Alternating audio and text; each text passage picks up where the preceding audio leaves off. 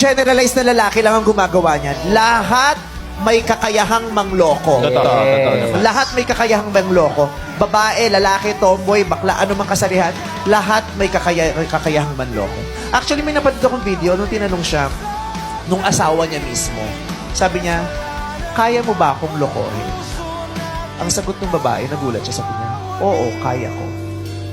Kaya kitang lokohin, pero hindi ako aabot doon. Bago pa mangyari yun, ako na mismo ang iiwas. Kasi alam ko, pwede kitang lokohin. Kaya kitang lokohin. Pero, bago pa mangyari yun, iiwas na mo. Pag may nararamdaman akong lalapit na lalaki sa akin na iba, ako na mismo, iiwas na ako. Pag may nakikipag-usap sa akin na nararamdaman ko iba yung tema, ako mismo, iiwas na ako. Kasi, hindi kita lolokohin. Kaya kitang lokohin, pero hindi kita lolokohin. Ikaw na